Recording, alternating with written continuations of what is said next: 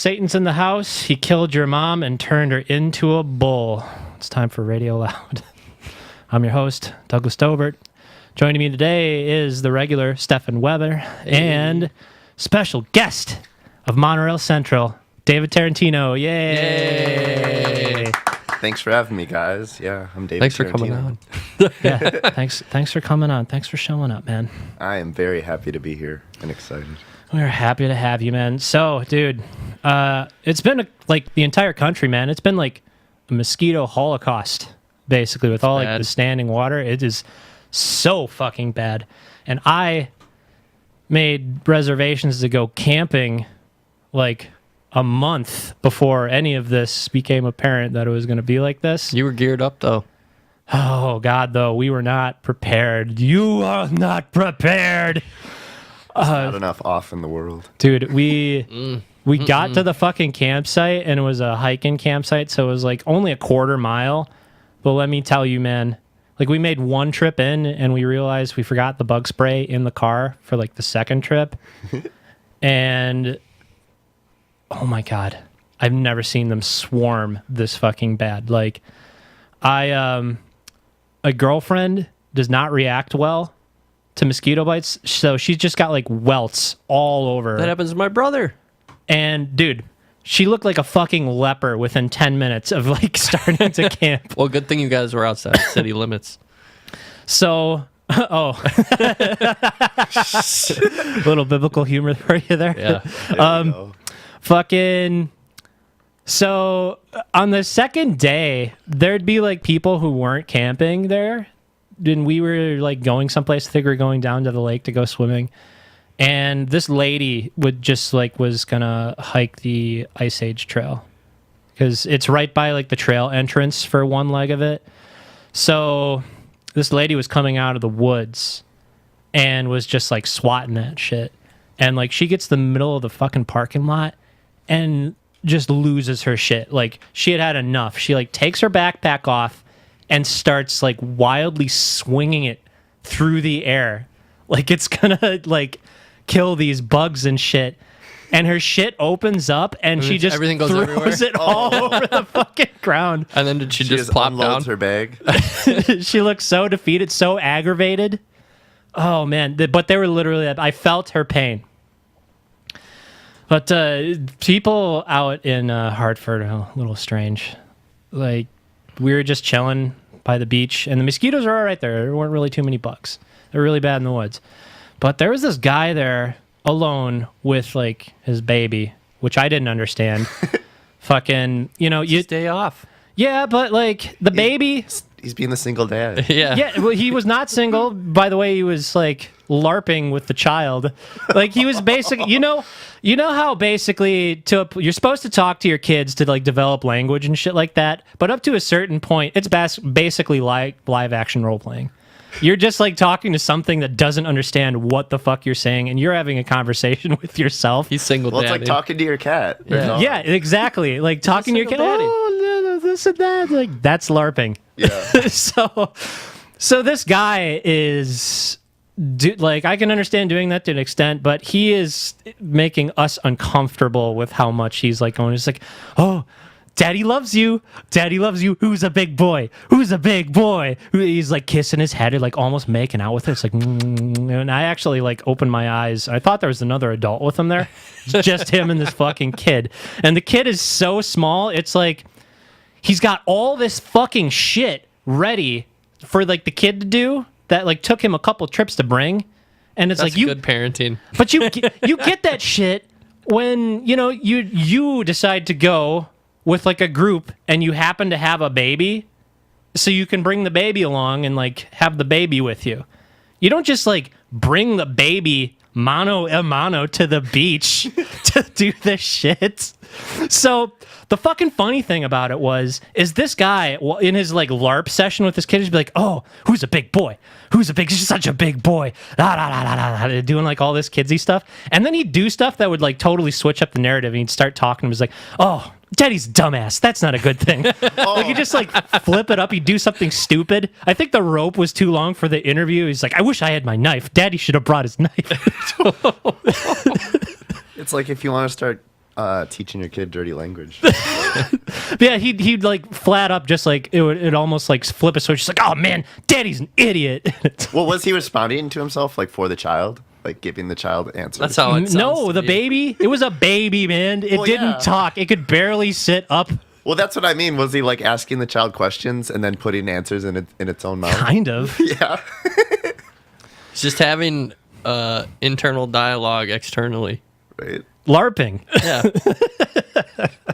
For those of you who don't know what LARPing is, it's live action role playing, and that's when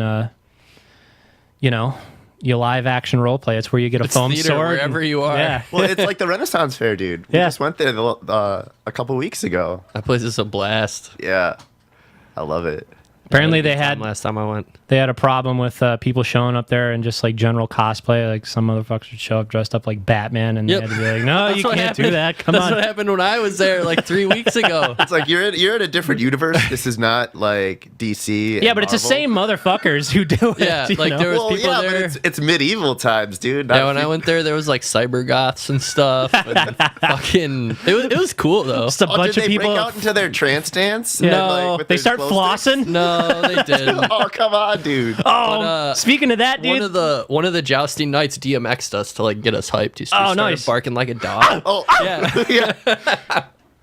That's Oh, awesome. man. it was great. Yeah, this little kid at the beach would not shut the fuck up about Fortnite dances, man.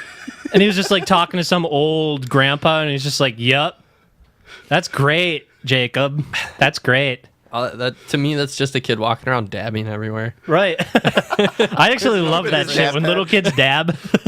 There's no difference. Yeah, so that's my tale from this week. You got any? Yeah. I like want my glasses on, but I won't put them on. All right. Yeah, my tale from the week was, I think I told you this, but there's a Family Dollar on Hampton, which is on my way to work on my way here. yeah. And this thing started on fire. It looks like it exploded. I didn't my know this. I God. was in an Uber, and the driver was like, "Oh, it's a damn shame. I won't tell what," but I was like, "What happened?" And she explained it to me. It's like, "What? Hey, I guess some kid like 10-year-old kid?" Yeah, started on fire. He got arrested right away, but the place looks like a bomb went off. Like the roof is collapsed. Yep. And they had fenced off the area, and I saw it actually when I came back.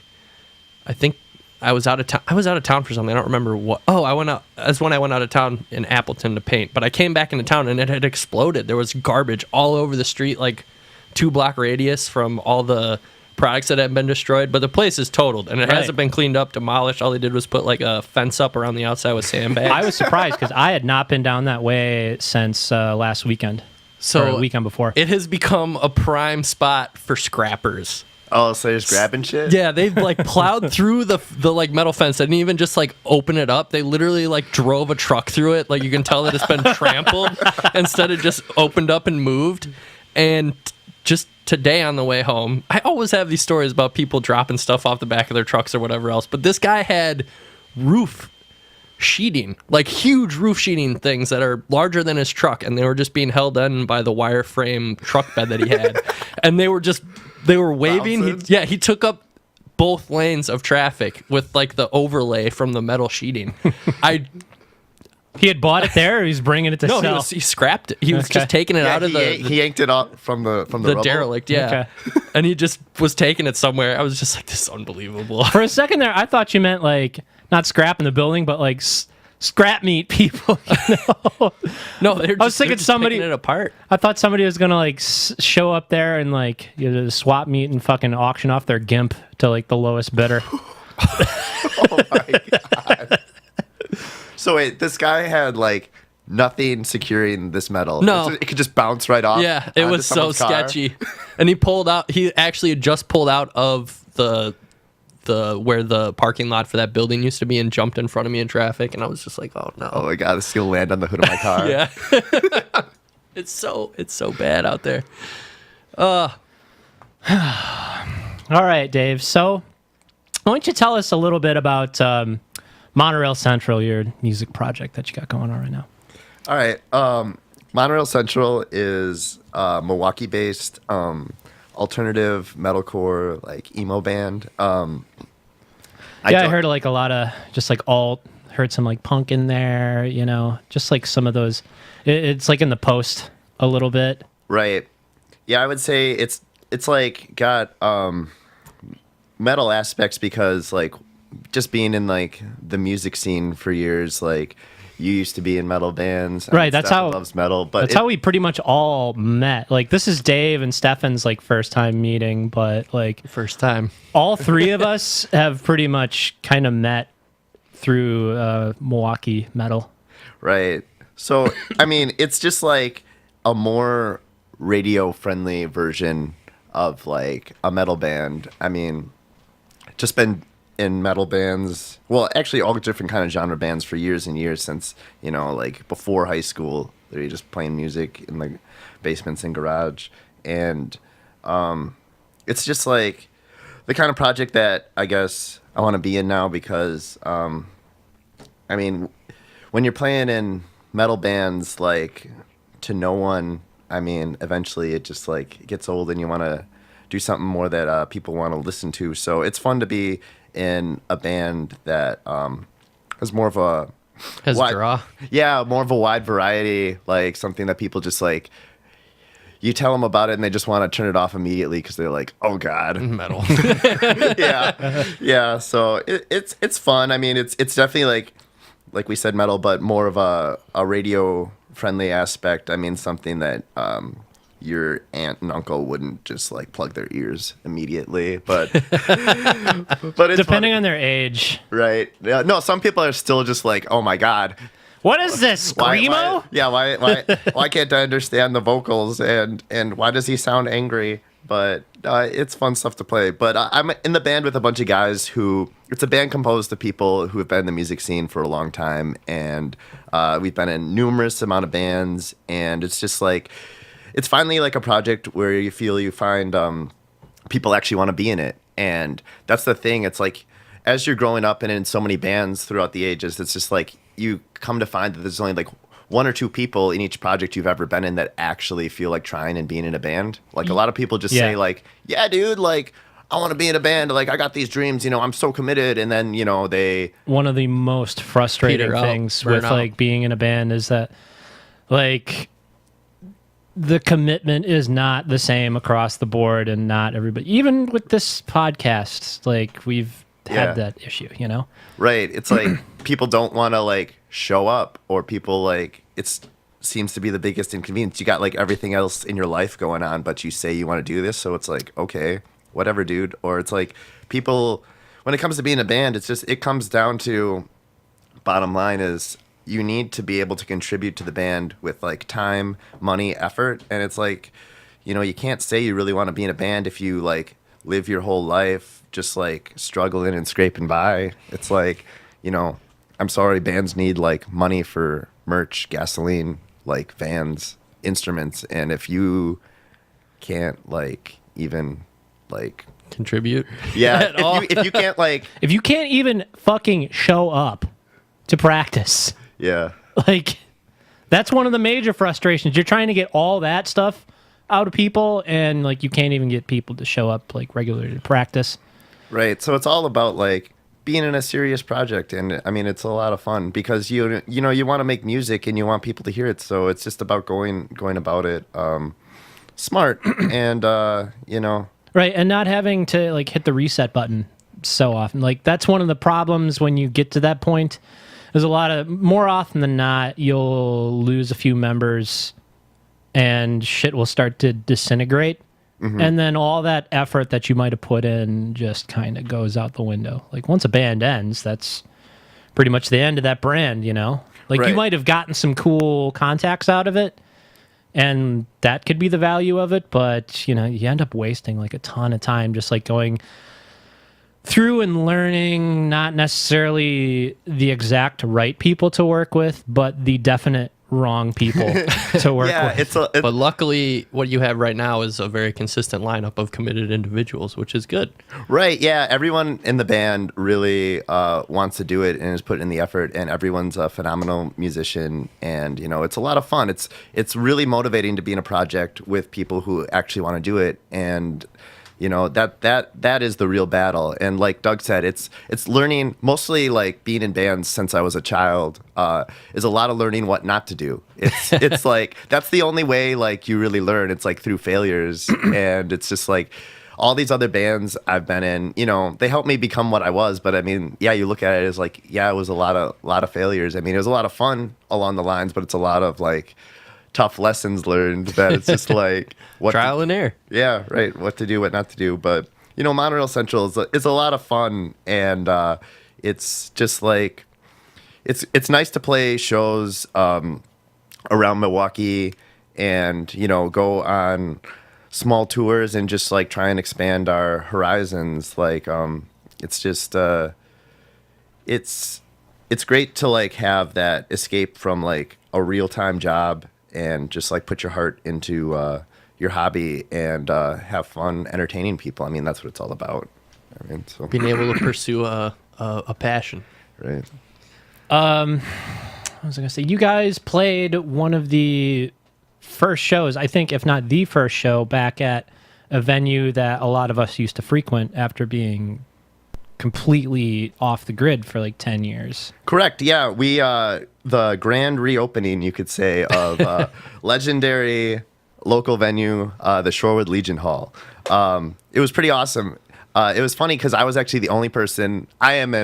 Okay, let me just say. Let's tell Some for preface here. the listeners out there. Shorewood Legion Hall was a place 10 years ago, before bands like Veil of Maya, After the Burial, Born of Osiris got super huge, like Whitechapel, Impending Doom. The Devil Wears Prada played there. We talked about it last week. Yeah. Skeleton Witch I saw there, Arsis, lots of bands. You could see there. It was like the place to play if you like were doing a tour, like even like you guys are saying, bigger national acts like in the area came through and played, and like there was like these insane shows because it's just a hall, just like 200, 300 kids packed in this small room. It's like the size of your parents' living room. Yeah, literally, like the walls are covered with people's sweat, and people would hand us flyers, and we just take them and rub them against the walls, and they just disintegrate like Instantly. If you were comparing Bounty paper towels to the leading brand, Yeah, Sherman and Bounty comparison. they would just or something, fall. or They would Total just Hope. shred in your hands.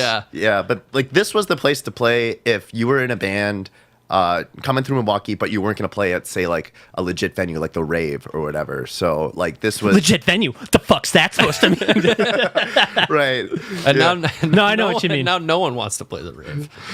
No, the Rave is awesome, and they like have done a great job for Monorail Central though too. I mean, I played the biggest show of my life in Monorail Central at the Rave in the Eagles Ballroom. Right, that's because you actually got on like the main we stage opened there. for Of Mice and Men and In This Moment, and it was like literally insane. We played, and they like opened up the lights, and you could see the crowd, and there was like over 3,000 people there. And playing it's like, Eagles Ballroom is a whole different animal than playing in the Rave. well, yeah, we played the Rave too. We played. We opened up for Veil of Maya and Limbs in the Rave, and they hooked us up. Super nice. Like the Rave has been like super cool, like very nice. A lot of people do talk smack about the Rave, and Like I just did. right. but no, it's like the Rave is like really cool. With like good sound, nice security people. They were always very helpful. They treated us nice, but it's like I'm saying, like compared to like a legit venue, it's like when a band can't afford to book the Rave, that's when they would come to like rent out the Shorewood Legion Hall and play a show. It's just like not every. It's all about the dollar signs and the bottom line, and most people cannot afford to like rent a venue like Get that. into the Rave, yeah. Yeah, Yeah, so- unless you have some sort of larger entity behind you fronting the bill, and then Right, yeah. I mean, that's the thing. That's why no DIY bands or like, smaller acts come through places like that, because, you need like someone like management backing you, or a record company, or like this promotion company. It's like, I mean, they got to get their foot in the door for you to like book a place at the Rave usually, or a venue of similar standards. But yeah, back to Shorewood Legion Hall. Like, they it was funny because what I was gonna say is literally like I'm super old to be like doing this in the music scene when it comes to like age. I'm 31 years old, and so like yeah, I know it's like grandpa over here compared to like. I mean, I'm still playing shows with like people in their early 20s, as the average teenagers, but like I felt bad as like an early 20s playing with do you remember Lake County Kids? Yeah, dude. I played with them when they were like still like high schoolers down in Racine. Yeah, at the Unity Lodge. Yeah, in Kenosha. and they would joke when we were just like in our early 20s, being like all these old men over here. Right. It's funny because literally yesterday I went to a show at Shorewood Legion Hall. It was awesome. I'll talk about it later. But I was talking to this dude I met. His name was Nathan. Just a guy from Chicago coming to local shows. And he's like, yeah, I'm old. I'm 26. And I was like, oh, yeah? Oh, yeah, I'm 31 here. Yeah, let me tell you about old. But yeah, when you're playing shows with like literally like early 20s and then like even younger, like teenagers, it's like, man, dude, like I'm a good 10 years on you, 15 sometimes. It's like, oh my God, still doing it. But it's still fun. Yeah, that's like a thing, though. We were talking about this in relation to like hockey league or something like this, because you were going in to start like doing the hockey training and stuff like that. And we were joking, camp. You're just going to show up. It's going to be all kids. Yeah. But we kind of were talking about how you shouldn't like really be ashamed to do something just because kids want to do it too. That's one of the reasons that like things peter off and get like kind of stagnant for a while, is because yes, it's natural for like adults to like grow out of that specifically music like that. A lot of people find careers in something else, and then they stop doing that because it was just a hobby to them and it wasn't like a passion or anything. Right. Yeah.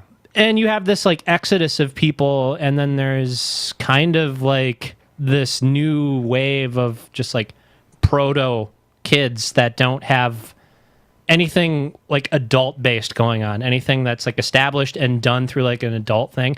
So you do kind of get like a lot of bullshit being predominant because it's a bunch of young kids doing it. And I'm not saying everything like young kids do is bad, whippersnapper. But it's like, the songs you wrote back in the day like that, you'd look back at them and you'd just be like, oh God. Yeah, it's like you're literally like, man, that shit was cringy, and I am embarrassed that is still on the internet and people can look up those videos or look up those songs and listen to them, because you're like, holy fuck. Oh my God. But it's like I said, everything is like coming from failures and what you learn. And well, that's one thing that's cool. But that's a good thing, is that you're older, you can steer young kids in a direction away from some of that stuff. Right. That's what's very cool. Like, all these kids who come in like as young teenagers, they don't really maybe like know what they're doing, but they really want to be involved. And you can just like give them hints and be like, yeah, this is like really smart. This works, for getting your name out there. Let me drop some wisdom on you. Right. No. And it's cool to like work with like other people. And that's just like building a community and bouncing like ideas off each other. And then it's like, you can give them like knowledge from experience, but talking to someone who's like fresh to the game, it may open your eyes and you like think of like new things that you never even thought before. So it is like helping each other. And when you go to these like local shows or like interact with these like musicians, you don't want to just be like a fly on the wall and not talk to anyone. You want to like interact and like establish community. Be personable. And it's like, and it's not, when you say network, it's almost a little bit more, it always comes off more nefarious. So I'm just here to be a shark and get like my name out there or whatever. No, but like that's about establishing community and building something more than building genuine connections, like getting offline. It's something that I feel like Deadmau5 always preached, was that a lot of artists nowadays get too hung up in like the online game. And yeah, that's like a really great tool for certain things. But at certain stages, what you really need to be doing is getting out there, night crawling and meeting actual people out in the wild, because those interactions are going to serve you more and going to be more genuine than, just, only existing to somebody online who's never met you in real life. Right, connecting that like face on a screen or like in the palm of your hand, because most people are just like on their phone, and that's Yeah. Like we came out of that era where that was developing but wasn't the norm. There still was like a lot of footwork. But now a lot of times you'll have bands who are hawking T-shirts before they even have music up on their website. You know? right. Yeah, it becomes so like a disconnect, and you need to connect through the disconnect. I guess is what I mean. Like, yeah, bands will like have an online presence and release this music, never even play a show, never even like which is really bad because your first show, it's gonna fucking suck. yeah. Like unless you are all like musicians who have been like battle hardened and are like practicing like a very certain way to where like you are basically all session musicians and you could get in a room and play it rehearsed the first time you ever really meet up. Even then there's going to be some bugs to work out, but that takes a very long time to get to that stage. Whereas in like a lot of younger kids like try to do that and then try to throw a show together, and it's just disastrous, you know? Yeah, that's one thing that has happened that I've noticed throughout being involved in the music scene with His experienced years. well, with the rise of the internet, which has completely changed everything and like dominated. But like Doug was saying, that we started playing shows before the internet and like before MySpace. Like, it was a completely different game. It was so much about like Road Warrior, like going out, just like all about shows, flyers. I'd even say like we probably started right at the beginning of the MySpace days, but that hadn't really permeated and almost replaced, and it still hasn't replaced it, but the mindset that would replace pounding the ground was not there. Yeah. You were still doing it and you weren't supplementing it. Yeah. You know, you're doing them in conjunction. You're using it as a great tool in the network, but you were still getting out there. Right. Yeah. So, and like you were like touching on before, it's like I've seen bands who have like literally like blown up on the internet. It's like, wow, kids are like, this record is sick. Like, I love it. And then they come to your town and do it. Yeah. And you see it and you are like, this sounds nothing like the I have record. heard, because like they can't perform it. And it's Right. like, oh my God, like, why? Like, what's going on in front of me? And that's hard to take in sometimes, and it like kind of like shatter it's at some points like defeating, and it's like, wow, like this, why is this the way it is? Like, it's not. It's not the same. Yeah. One of these two are not alike. Yeah, but I mean, that's one thing that's like hard that happens. It's like, yeah, you want to use the internet as your tool to get the music out there, but you still need to, like, bottom line, you still need to be able to play it. You still need to be able to perform it. It's still about like the music and the experience of a real like live show. It can't all be like just downloaded. You can't download emotion. Like, Yeah, without that, you'd never get to meet this this personality right here. That is if you have the intention of like being a live band. There's some bands out there that write great music, some individuals that write great music, and they have no intention of ever performing it. Yeah, the some of that stuff wherewithal. is sick, yeah. You know, it's nice to have that too, where people who don't have the means to necessarily like tour or anything like that can still put their music out there. But if you're trying to get out there and play live, you have to get out there and play live and get good at that too. Yeah, I mean, practice is the only way to like do that and experience. And you got to play the bad shows to play the good shows. It's all about like grinding away at that and playing those local shows. And I don't know, just like say like back to Shorewood. There's so many bands I've seen there throughout the days that have been phenomenal and blown me away. Like literally the best shows, the kind of shows where it's like it's breathtaking to see a sea of people crammed shoulder to shoulder in front of you, all jumping for the microphone because they feel like such an attachment to like what that vocalist is saying, and literally like the stage is swarmed with like a crowd, like something like that. Like it's just like life-changing.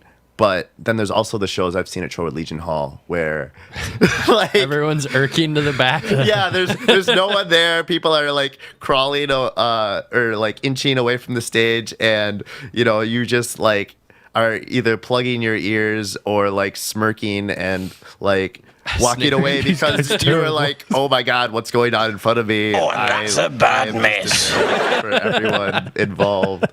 I mean but it's all about local music, and the thing is, you can't knock someone for necessarily like trying, because was anyone ever like, you need to start somewhere. You're not gonna be But then again, there's also some people who are well beyond the starting point, and it's like, okay, you should get a little better. oh yeah I know what you mean there. Yeah, that I mean, But you do have to start somewhere.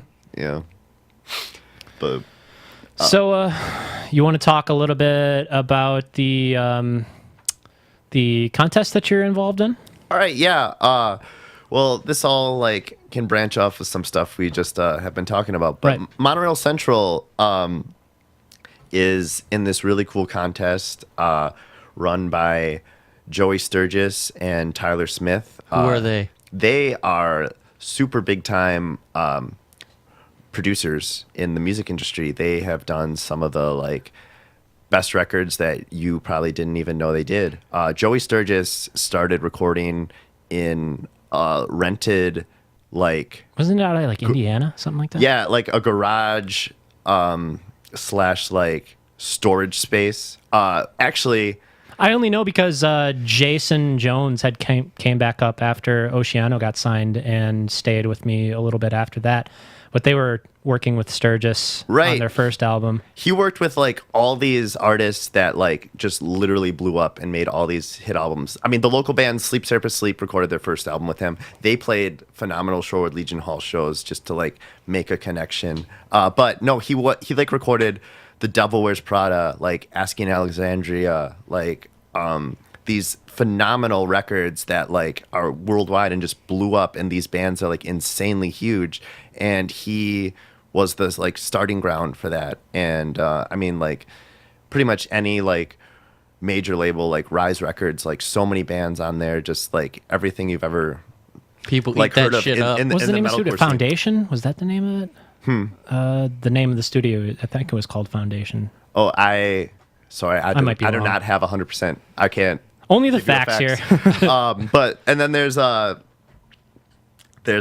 Smyth, who he's recorded like or produced like Falling in Reverse and like I Prevail and like all these like insanely huge bands, and he's the vocalist of a band called Danger Kids, and they are running this page in this Facebook group called Band Academy, and it's a group set up to help bands.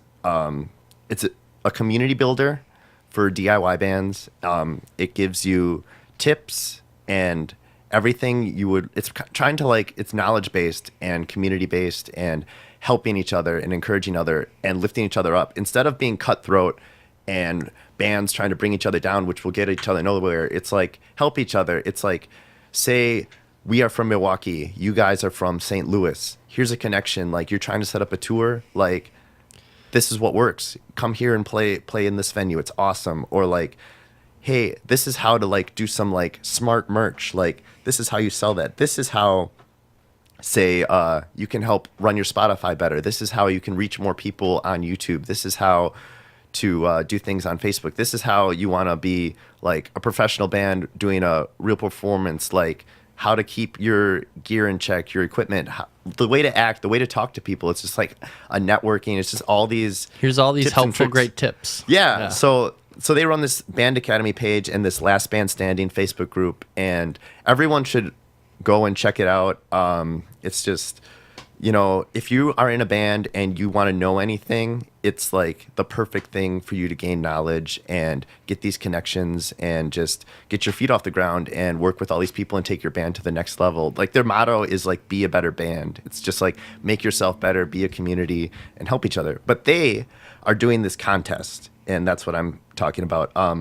Monorail Central is a finalist, and what you can win is you fly out to LA and you record with Joey and Tyler, and then they mix and master it with Taylor Larson. He's top of the game at mixing and mastering. He'll just make the song sound awesome, and then Ashley Osborne is going to take the photos, and they make you look really cool. Professional Basically photos. give you like a nice little tidy package to get your foot off. Yeah, and then to rocket into the stars. right, and then High Road Publicity, this publicity company, pushes it out, markets it for you, release the song. You'll have like a good push behind you. People will actually hear your band, and then maybe they'll market you to some record labels. Get your feet off the ground. But it's all like helping a DIY band pretty much get their music out and like be professional. But it's really cool. There's all these bands in the contest. It's actually an international contest. Bands from all over the world. And if anyone wants to check them out, the bands are Silence and Solace, As We Survive, Monorail Central, Crowning Animals, Ties to Treason, Exit Empire. I don't know really how to pronounce this band, but they're a sick band. Osatia, Osatia. I'm sorry if There I you just go. like That's close brutally enough. right. like messed it up. Corals, the Sky We Share, Execution Day, If I Were You, and Abeyance is the other band. So all those bands, they have, if you want to look them up, check out their stuff on YouTube, Spotify, Facebook, whatever. Yeah, you can. But I mean, Monorail Central is the important one. So. Right. But my don't band's even Monorail waste your Central. Yeah, we're here to get you to vote for Don't Monorail. even waste your time with the other ones. Right. No. I mean, No, go check them out. Check them out. But I guess what I'm here to say is Monorail Central is my band, local band from Milwaukee, and it's a really cool contest. It's just like the biggest opportunity pretty much in the world. And what we need is like votes. So what you can do is go to our Facebook page. Just search Monorail Central on Facebook. We have all these links up there. Also, I will put a link in the description of the YouTube video this week that you can all go and help these guys out with. Mm-hmm.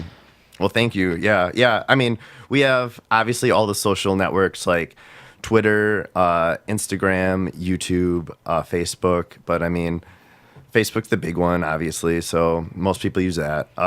But if you check out any of those, there'll be links. If you just it's really simple. You just log in with your email or Facebook information, sign up, and then vote for us. And hopefully, we could fly out to LA and have some fun trying to be big time or whatever. No small time, right? Yeah, that's smirk. Yeah, but I mean, I'd really appreciate it. It's like the opportunity of a lifetime, and it's really cool. Right. I mean, Well, it's a thing. Like, exciting. Even with this, they're giving you the opportunity to get something going. You still gotta get behind that snowball once it gets going. Right, It's not like they're doing it all for you. No, they're not They're doing giving it you all a for you. good leg up, though. yeah, they're giving you. They're like, I mean, like It's a little boost. the whole Yeah. saying. I mean, you can lead or you can give Lead a someone horse fish to water. Yeah, lead a horse to water, but you can't teach him to drink. I mean, you can give someone the supplies, but they still need to do it. So I mean, you got to put, you got to have the songs, you got to have the motivation, you got to have the will to do what you want. You got to keep the momentum going. Yeah. So I mean, it's all- otherwise the snowball doesn't snowball. right. I mean, it melts away, Yeah. So, but it's all really cool. I mean, it's all this great opportunity for new bands, and this Last Band Standing and Band Academy thing is if you vote for us, you should really check it out and become a part of it. And it's just an ongoing community to make the music scene better. And it's all there's so much music that's great in the mass market of record labels and signed artists and the big time media or whatever, but there's so much music to discover that is like DIY, and that is like where these big time like major label artists get. I mean, you start somewhere, and that's where it all comes from, and that's where they get their inspiration from, is like the DIY. And so to like that true gritty raw feeling, right? To notice all that like small stuff before it's big. I mean, that's where like if you really want to dig into stuff, that's where it's at. I mean, that's where you find some of the best music ever. Right. So mainly because it's more in the realm of people strictly doing it because that's what they're doing. They're not doing it for anything else, and that's like where it's the passion. Yeah, there's more encouragement for it to just be completely new. You know, there's more space in that realm to try things out, and you get a lot of bad shit in there. You know, you get a lot of shit that's not worth listening to, but you also get that's where new shit comes from. Right, that that's where it's that forged, fresh music, you know? Because if someone's doing it, like me, I work a full-time job. I work, 7 days a week now because as do all of us at this table. right. Yeah, everyone here is like working, but we don't work 7 days a week, but we work full-time jobs. They sure try to sometimes. Yeah, I'm working a lot, but it's all. What I'm getting at is it's like, I'm working and I do this because I love it, because it's fun. And when you're creating because you want to, it's a whole different story. It's like you go to work and you're like waiting to get off so you can go home and go to brand practice. And you're like, man, I just have these ideas and this inspiration that you want to get out. It's a whole different story. It's like I'm working to provide funding for my dreams and my aspirations, not just working, for some stupid company that I don't care about, or working just like for this meaningless. You don't have an attachment to the company you work for. What are you doing with your life? No. I mean, I love what I do. I'm a truck driver, and I'll keep the company I work for out of it. But it's a one of the biggest companies in America, and they treat me well, and I love them for it. I'm very appreciative for the job I have and what I do. But yeah, I use my job as a funding for my dreams, not just, to waste my life away grinding, punching a clock. I mean, that's no one's aspiration. Yeah. I mean, or it shouldn't be. Otherwise, you're living a life of depression and hell. So, I don't know. Hey, man, even a lot of people who are making good money, they didn't set out to end up there, Yeah.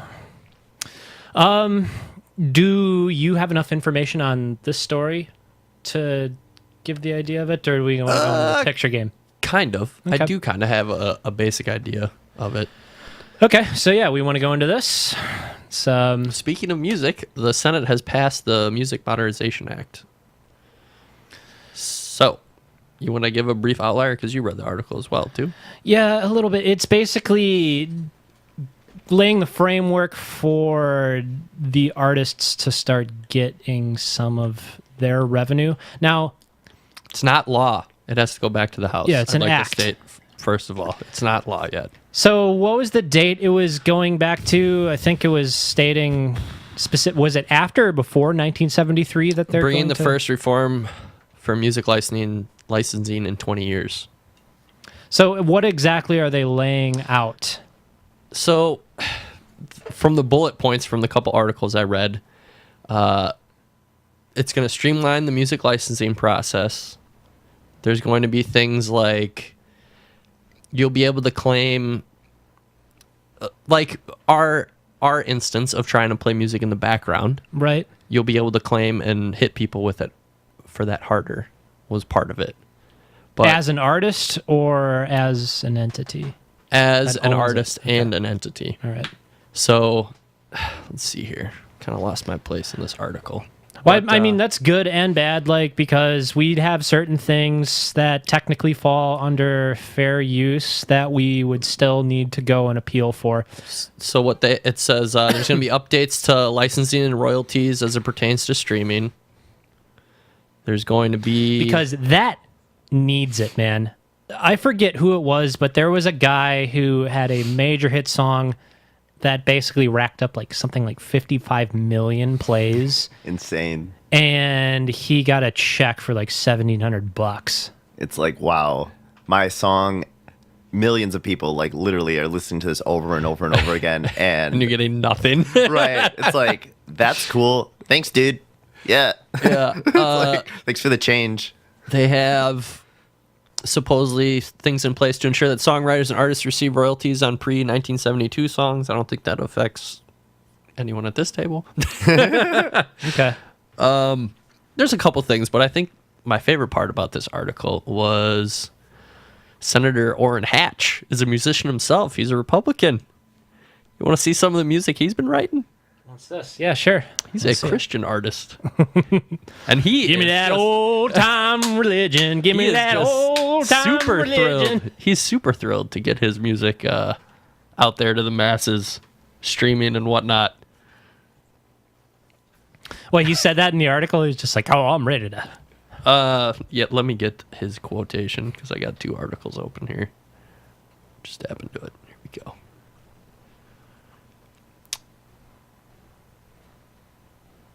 Was that his tweet?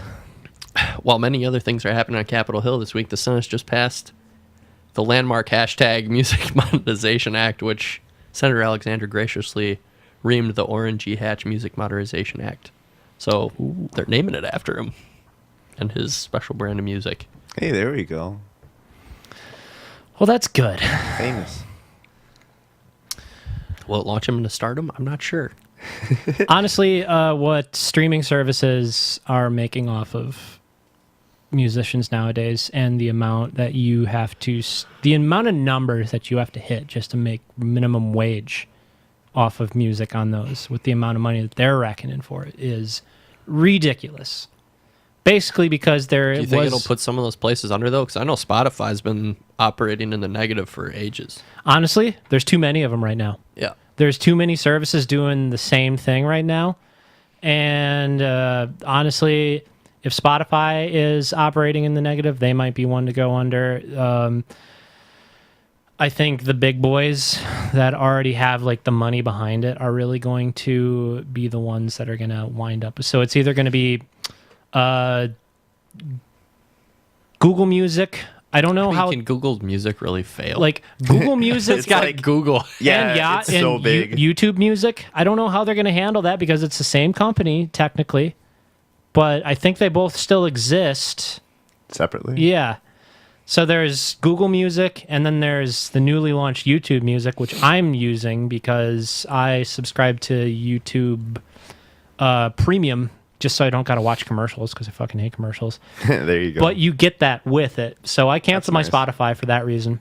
Well, I'd really yeah, hope I'm still on Spotify. Sorry. I'd really hope that this act is its intentions are honest, but I really hope it puts more music in the musician's pocket for streaming because people are not really buying albums. To Right. finish Streaming has annihilated like record sales. Like literally these like major labels are like putting out albums and like no one's buying them. And it's like, oh my God. Well, but I mean, common sense, no one's going to pay for something that they can get for free.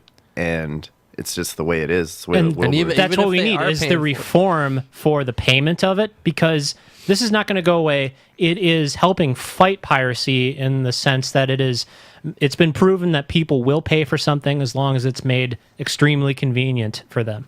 That's one of the reasons that people started pirating music in the first place, was that going online to Napster and downloading shit was more convenient than going to the store and buying it. It was just as simple as that. You just a pick couple what you clicks want and you instead get of it. going to the store and getting, I mean, yeah, you don't have the physical copy of the CD anymore. You know, there's not that. But some people don't want a whole rack full of CDs. Right. Yeah. They just want everything on their device. Their computer. phone. Yeah. Computer, phone.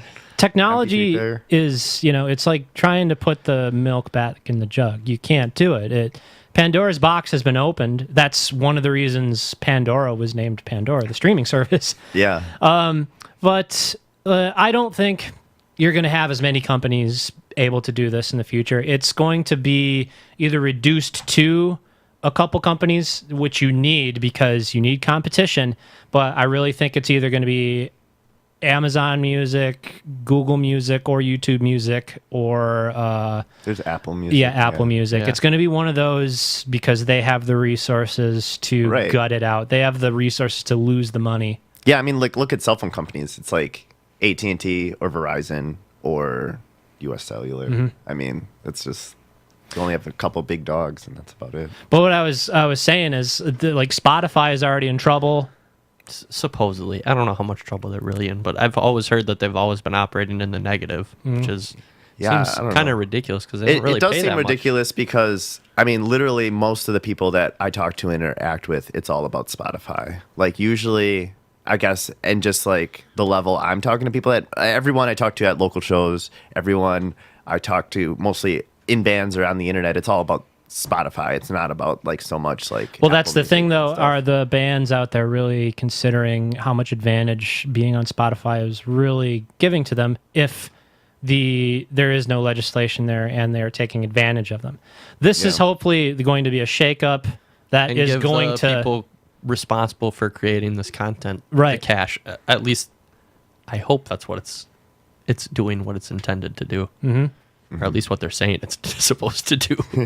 Because they can say one thing and like, I something get else it. gonna happen. You have to be on Spotify, and there's like a couple reasons we haven't gone on Spotify yet. It's because we have like a catalog of material, and we were doing music in the background, so we'd have something playing so people couldn't chop up the conversation without noticeably disrupting the flow of the music in the background. But we just decided that if the stuff just becomes licensed one day, it's going to create more of a problem. Or if there's like a sample in a song that YouTube just happens to hit on and nab us for like a copyright claim, it might still be like fair use, but you have to go and like contest it and all this stuff. And Yeah, we you just wanna don't want that fuck around hassle. with that. And Spotify pretty much makes you say, you know, all the material that you're using in your podcast is your own. So we basically have like some episodes in the past that we have to basically cull from our RSS feed and then like get on Spotify afterwards, just so we're not breaking their terms of service. But Spotify is actually I think it was like number 2 place recently that cropped up where people consume their podcasts. I mean, really? But it's just because of the convenience of it, you know? that's because Okay. Spotify's super convenient. That's why I've been using it forever. Yeah, it is. I mean, yeah, I'm gonna see if they Spotify operate is in the negative. huge for like music and, you know, sharing it, and like every band, literally any band like that I'm involved with or no, it's all about like having a Spotify, a Bandcamp, but like YouTube is like phenomenal for music discovery, pretty much like That's because they have basically the SEO, the search engine optimization tools Right. built into it. Where if we were posting this just on our website and doing this just in audio podcast form, we'd have to make blog posts about all this stuff and then doing a bunch of work just to get the right words connected to the web page that the audio's on, Yeah. so Google can find it. right for all those search YouTube engines. has that shit just built right into it. I mean, you put in the one video you want to watch. You start like you just need to do it once. You know, you say I want to watch this music video or whatever, but then it just like keeps going, keeps the play cycle going. Like all these related videos you discover, so many new artists, so many related artists, just because it keeps playing. And that's the way like people just see it. And it's like over 50% of the content on YouTube is all music videos. That's where people go to watch like music videos and discover. So That's Because it's free. You're at work. even you can just use music. the company's bandwidth. You don't have to download anything. but one of the major things is there's a bunch of metadata that you can put in, like in order to help people find your content on YouTube. That is just built into the way the site works. You know, you upload your video, you give a description that helps the metadata, you give a title that helps the metadata, and you have a bunch of tags that are associated with it that people don't even see, but it aids in like search terms that people can use to find your content. right, Be it's all it music or describing videos. what you're putting up there, so people who want to see it can see it. I mean, you're marketing like pretty much if you look at your listeners or your viewers, like who likes your shit, like you put in the type of people that like it and what they want to see, and then there's It's your like, audience. It's like Instagram hashtags, but They're yeah, kind of but hidden. for videos. and- Yeah. yeah. So we want to go to the. We want to do more news, or we want to go into the pictures. So we're at a good 55 minutes already. Let's do a. I think we could do some pictures. Yeah. So this is a little new, being we have a guest that's usually not here. We're taking a little bit of an influence from a Hot Ones, just minus the hot sauce and the discomfort. On here. So basically, I did a little dive on David's Facebook page, and we just found some pictures. And Reload 'em. Yeah, In a the second. last 10 years of my life. Something oh just my God, happened. I since I gotta started on reload 'em. Facebook. Okay. Since I did the big convert from MySpace to Facebook. it's kind of crazy to like think about that. Now you look at MySpace now, and it is just so bad. It is just so Yeah. pathetic, you know. I used to do this funny thing on my Instagram where I would do this thing called MySpace Mondays. I like to do like things on my Instagram just for fun where Just download the directory and unzip it. I would do like say a catter day. Every Saturday I would post a cat picture. Right. And I would I do that every Saturday to plug the podcast. We got to get Yeah. a cat picture with you because Facebook Yeah. loves cats. Yeah, cats are the best. Literally, I mean, anything with a cat is 10 times better than without a cat. Cats or raccoons. They're pretty good. All right, you got the slideshow ready to go here? my Not dude? the slideshow. I'll start bringing them up. Yeah, but I used to do this Drag thing. this folder out onto the desktop. Like extract it to the desktop. See how it says extract to up there? I used to do this thing on my Instagram called MySpace Monday where I would go in after, this was a couple years ago, you know, after everyone stopped using MySpace, and I would dig up an old cringy MySpace photo. From Friends? Yeah, and I would post it, and I'd be like, MySpace Monday, you know, this is Doug, you know, fucking like This is not 7 right. years ago, or something like that. Just open the folder, and then you can open them one by one. It only opened the one Wow, is picture. this the first time you used Windows? No, but it only opened one when I 'cause you opened do it to the desktop. Don't worry, I'm computer illiterate. All right, let's just do it this way then. Stop. Go to the parent folder. Stop. Go to the parent folder, that one, and then Extract to to the desktop. There we go. How embarrassing! Oh, and that's a bad mess. All right, here we go. There we go. Okay, here we go. All right, What's so this picture, right? It's like a All right. Halloween show. Yeah, it is a Halloween show. That was in 2010. That was the first A Place for the End show. It was also the very first Kingmaker show, if anyone is familiar with that band. It was a band from Illinois. Very first. Yeah. Wow. Both of our first shows, we were friends with that band, and I actually set up that show. We had lost the venue. And then What venue was it? This was, okay, we had lost, it was supposed to be, the show was supposed to be down in Kenosha. We lost the venue. And then this show actually took place at the Cedarburg Legion Hall. It was the only time we ever had a show there. It was super small Legion Hall show, but it was really sick. A bunch of people showed up. It was... Costumes and all. Yeah, a bunch of people came in costumes, which was awesome for a Halloween show because people actually participated and had a great time. We were obviously the Ghostbusters, but it was the first Kingmaker show, which they were like an extremely influential band in like they were from Northern Illinois, and this like Northern Illinois like hardcore metalcore like thing, like this like beatdown movement that like just like blew up, Right. literally. Like the band I Sworn remember In, those days. like took influence from them, and they are huge. The band like Knock Loose toured with Kingmaker, and they are just insanely huge, like this awesome band. And it's just like that whole like thing just like blew up from there, and it was a really cool like thing to be involved in. That like Midwest like hardcore like beatdown, just like it was a really like emotionally charged heavy music that just people just like had a great time playing with, and it was a really cool sound and like A lot of time to be energy. involved. Yeah, Tons of energy. but What the hell happened here? Yeah. So, what this happened is, here? okay, I was driving home from my guitar player Peter's house. I was in A Place for the End with him and a band called Deadweight. And Shannon get pissed at you.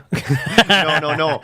I was in a traffic jam driving through downtown Milwaukee, Marquette Interchange, and I was coming up to about like the Highland Bridge, and some kids decided to throw a brick. What? Yeah, Oh, you got hit with one of those. Yeah, over the Overpass bomb. Yeah, they annihilated my window, and luckily I was only going it was a traffic jam, so I was only going a couple miles an hour. Yeah, at if the you time. had some speed. Yeah, if I was going like 60, that would have came through my windshield, and oh my god. yeah, but- might have been it. Yeah, it was super scary because there was actually 2 bricks that hit.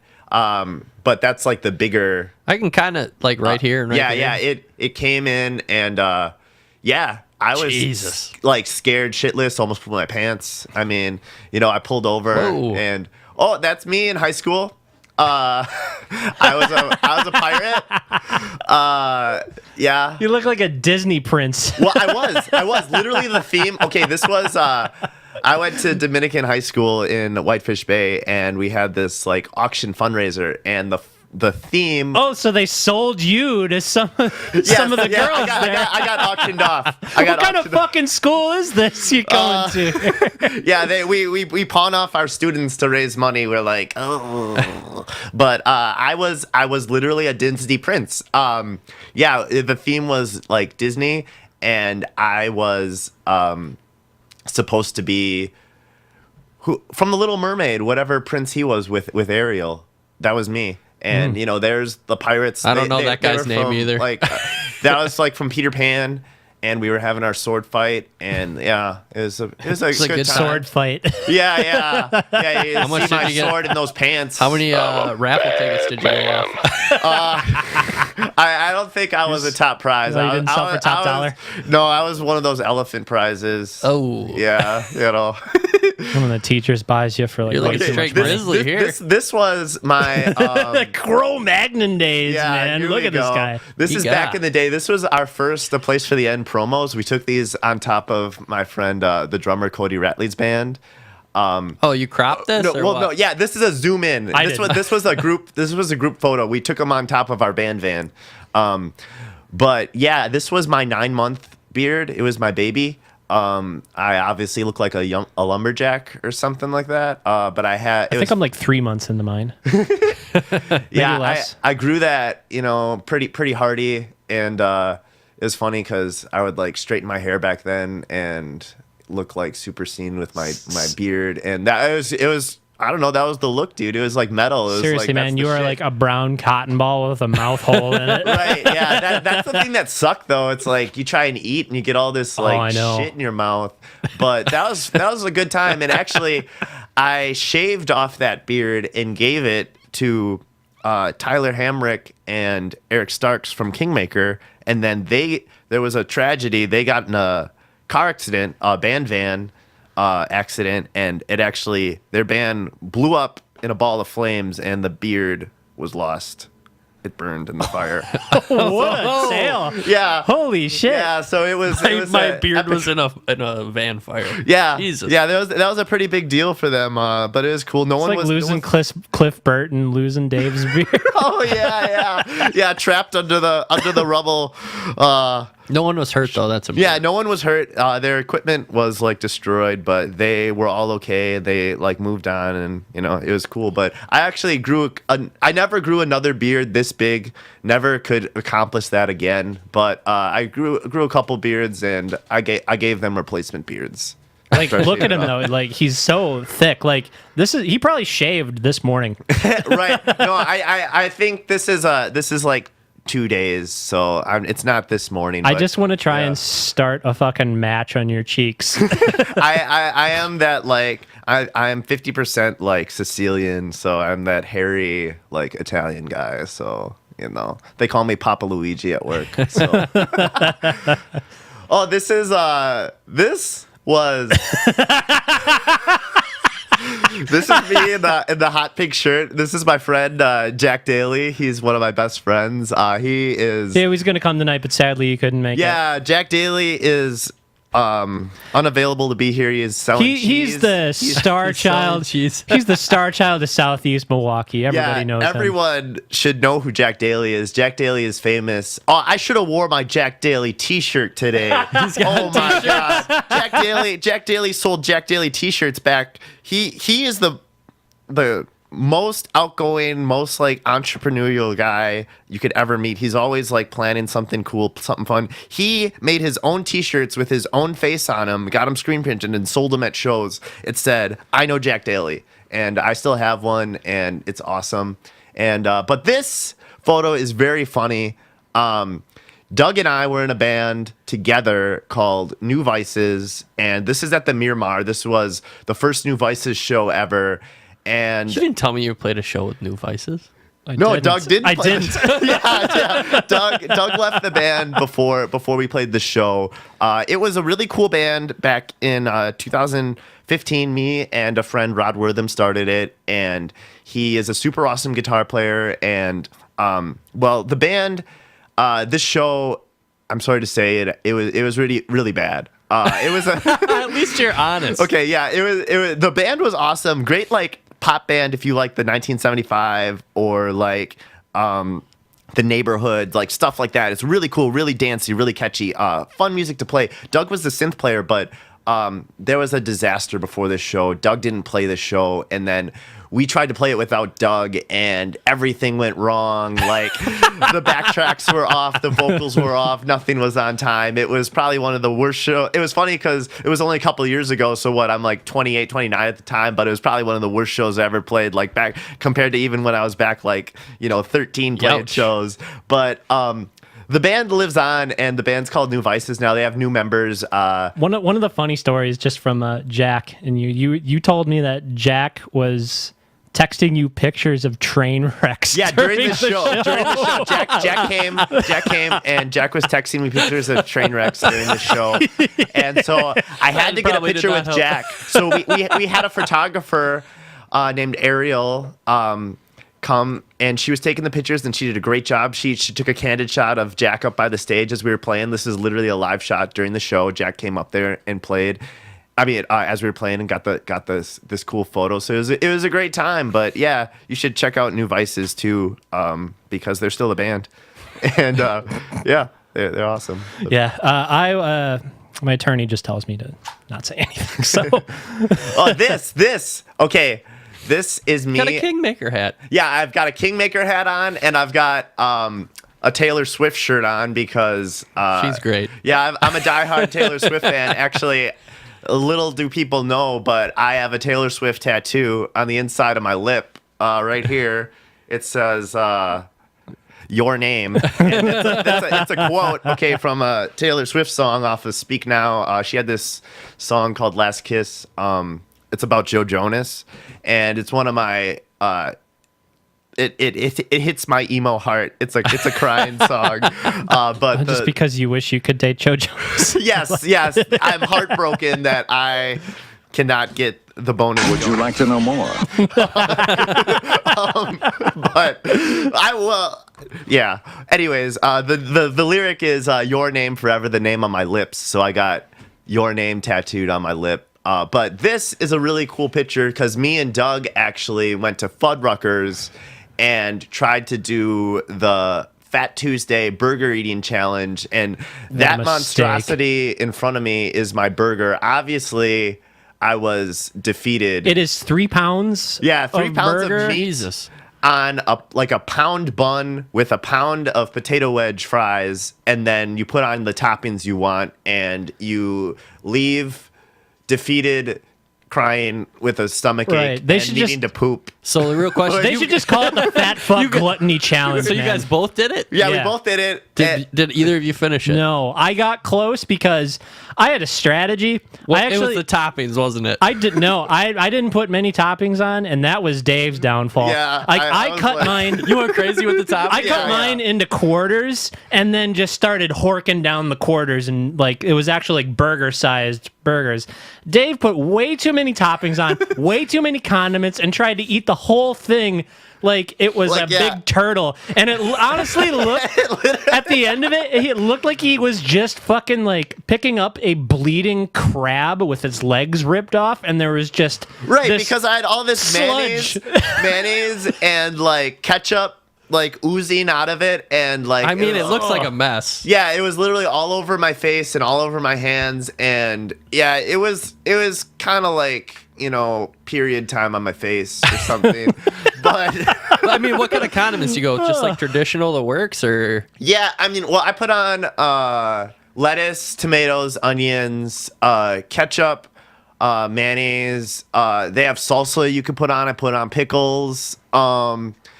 And that was pretty much. that's pretty traditional. The bread was yeah. saturated. The bread. And what did you get for topping? I got some like jalapenos, some cheese, maybe some like ketchup and mustard. Not, but thin. Yeah, no, mine was like on there. Yeah.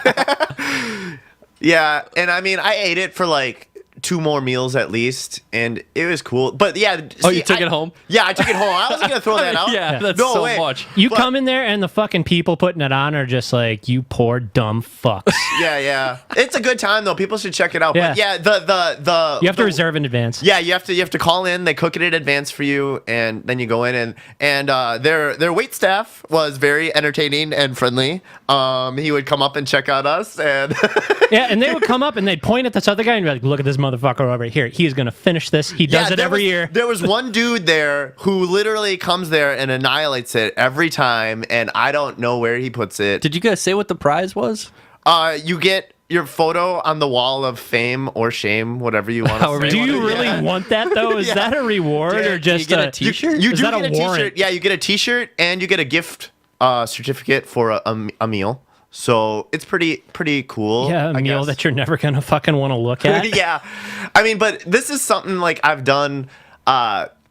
Eating challenges are kind of like a fun thing for me. I've participated in the Hardee's one 2 years. I came in last year. Yeah, it's the thick burger eating contest. I came in 3rd this year.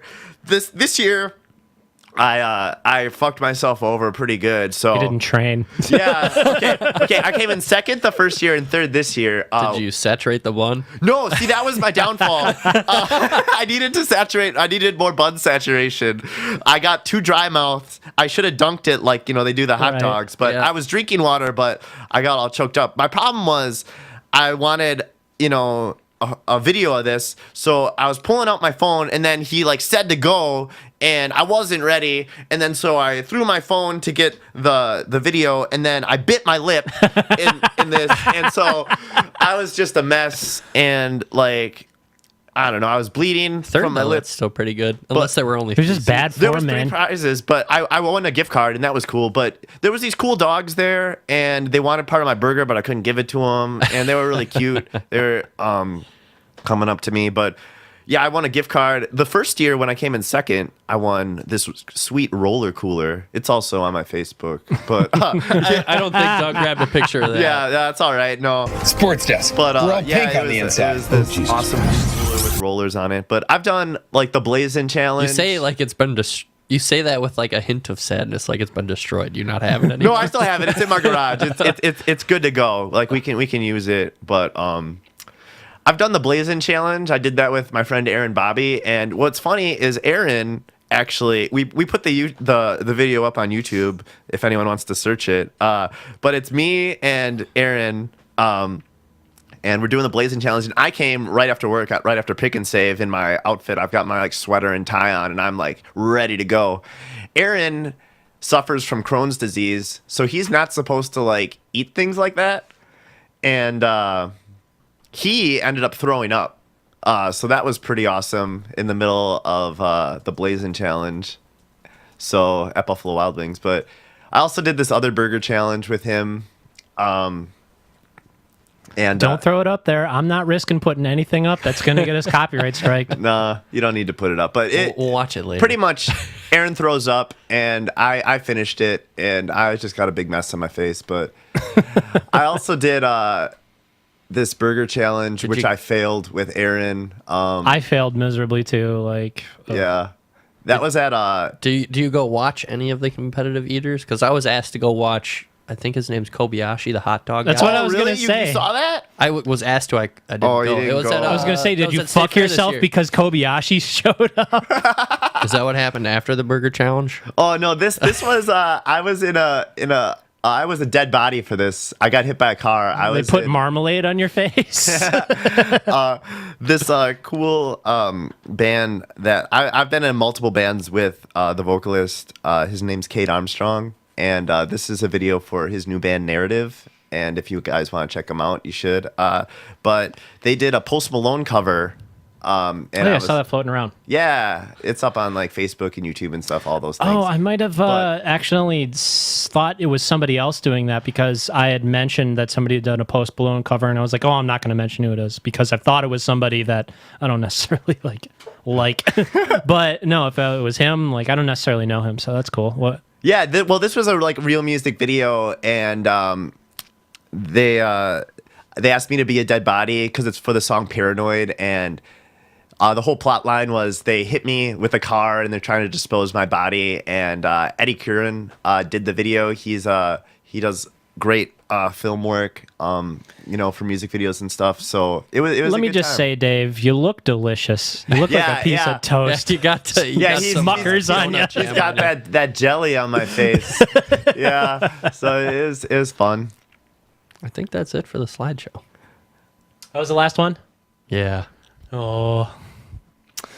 All right. So, let's take a break, and then we'll come back and we'll do some jokes.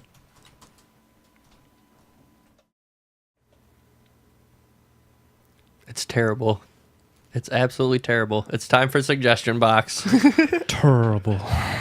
So, a couple weeks ago, talked about, how Louis C.K.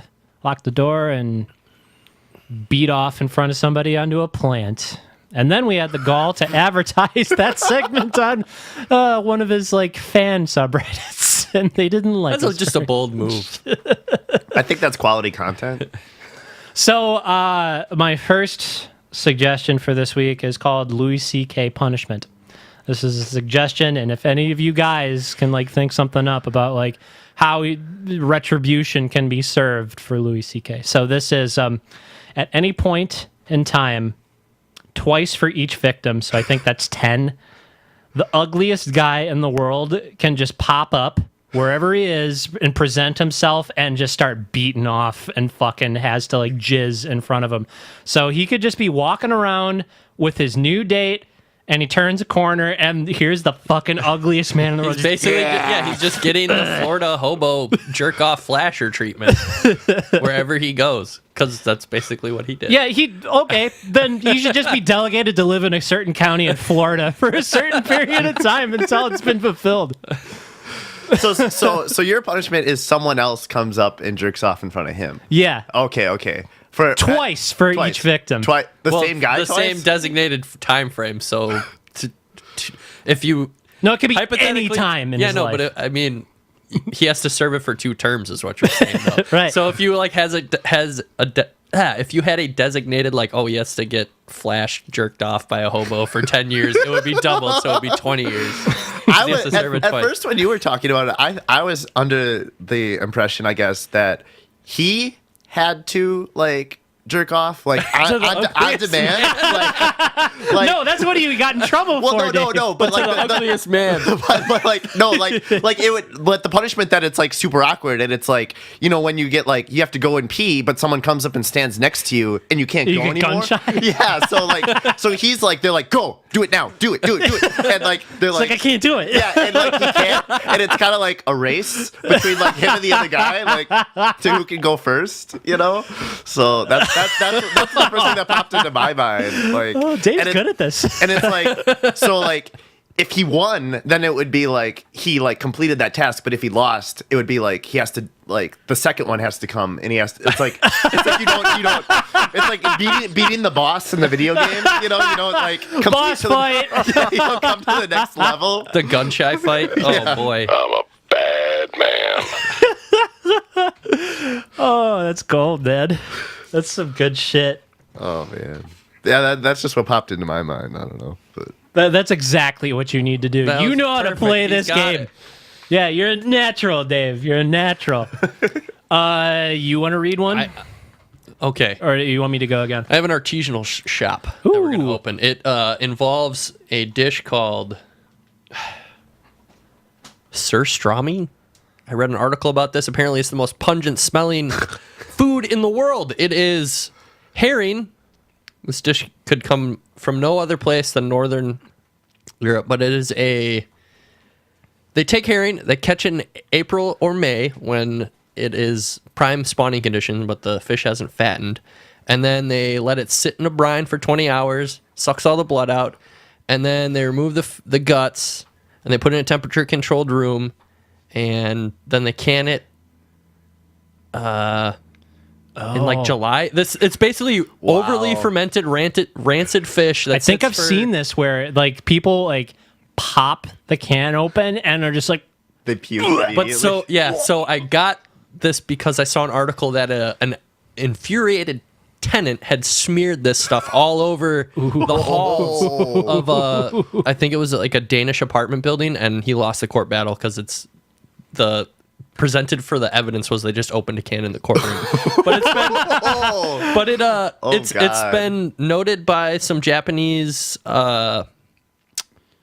by like a Japanese fermentation smell scale as like the most rancid thing you can have in the... It's like the Scoville units for smell. And it's like for one of the most fart rancid shit. things. This is what it looks like when you get it out. Oh, yeah. But my artisanal shop Look is at a crust punk ran Storm Song artisanal shop, and it just sets up right next to like the olive oil shop or whatever, our artisanal sweatshop. Yeah, the for sweatshop. hipsters.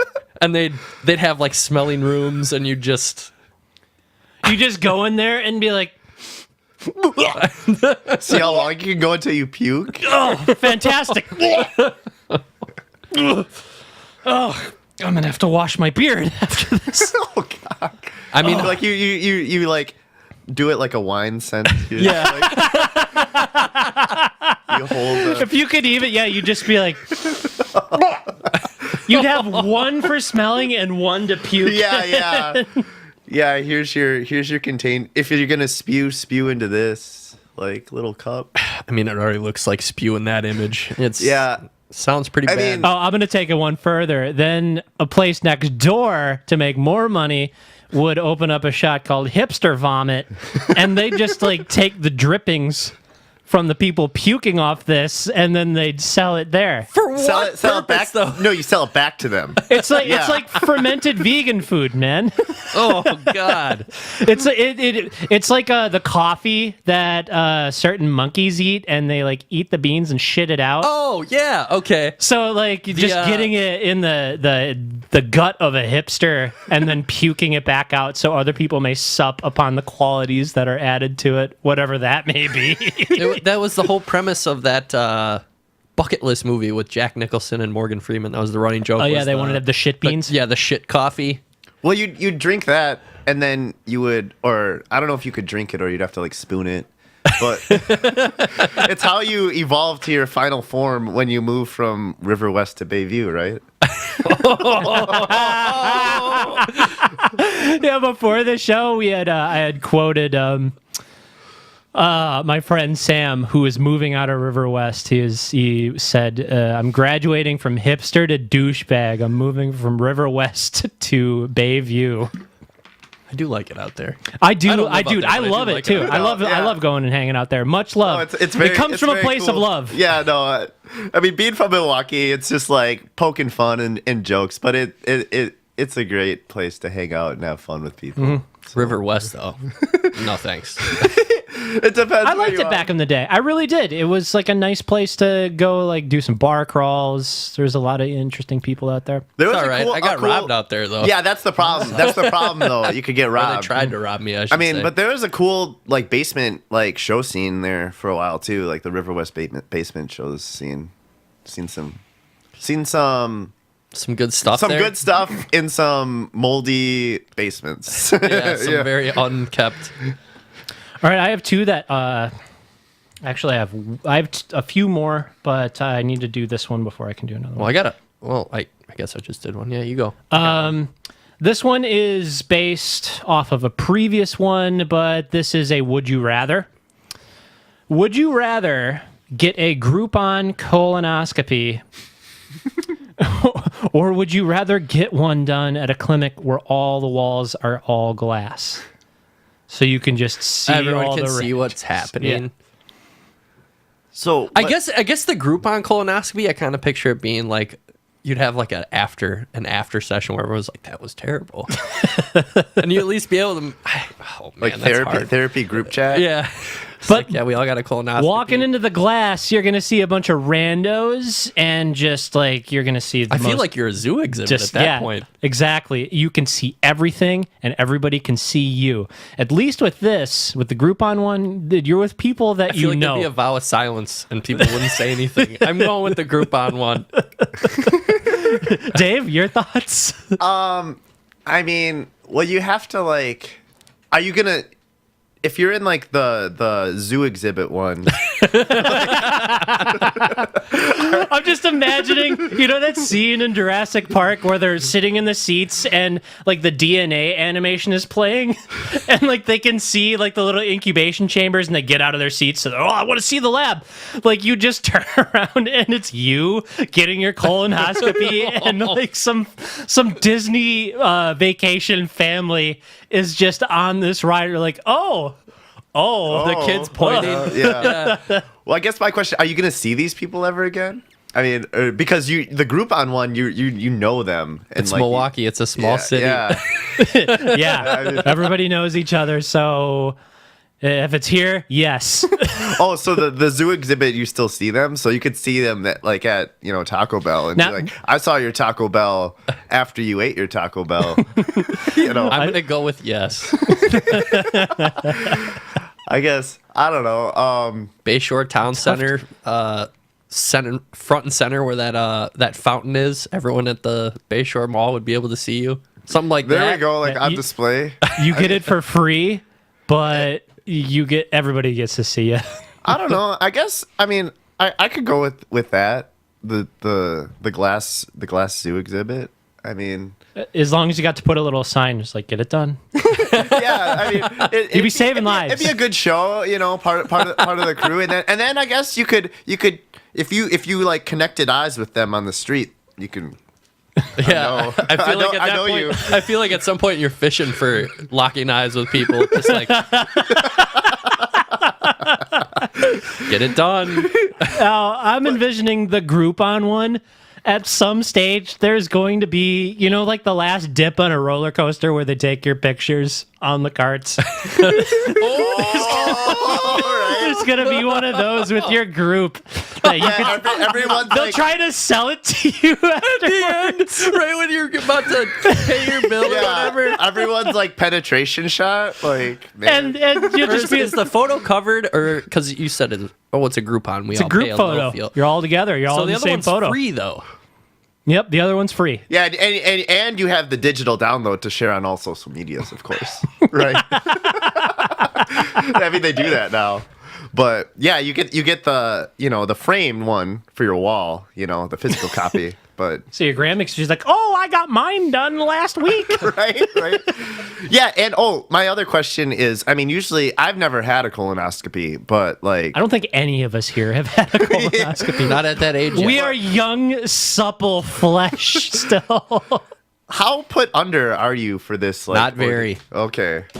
Because my colon cancer runs in my family, so I've had to take a couple family members in for stuff like that. Ooh. Yeah. You're not put under. You get like laughing gassed though, so you're Okay. loopy. So you're just like, you're ready to go. I protest. I am not a merry man. So you know what's going on. Gotcha. I feel like after the Groupon colonoscopy, when they'd show you the picture, you'd be like, "What the fuck kind of joint is this?" Yeah. It's fucking. Yeah. It's a waterlog ride, basically. They fucking have like cartoon animatronics. Like before, and they're like all like cartoon lumberjacks and shit Yeah. like that. Ones are just like out of commission, just like please. Yeah. end me. They're fishing out your logs. Yeah. Sending them down the. I'm gonna go with the Groupon. Okay. So we got two Groupons. I feel like there zoo. is a overwhelming group shame though when you all leave together. It's like Yeah. it's like See that's why I went with the other one. Because Like, you're owning it. yeah. it's like the group of people who defeated it. That's true too. It could swing either way. All right, my next read. This stems from my scrapper story.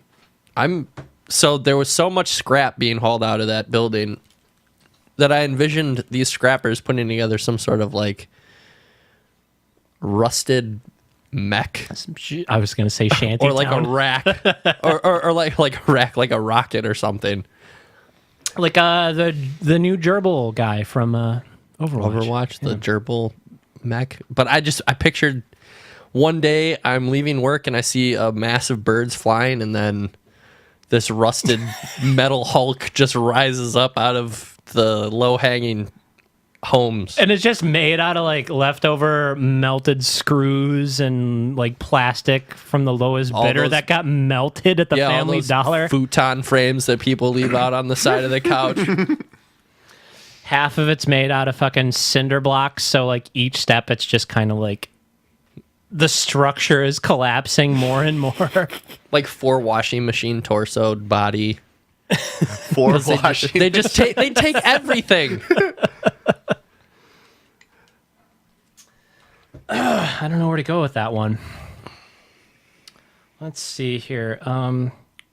So I want you, before I read this, to just think of just a disgusting image to you. You sweating right now. It's so hot in here. I'm sweating bullets. Yeah, me too. It was supposed to cool off, but just think of an image in your head. Don't tell me what it is.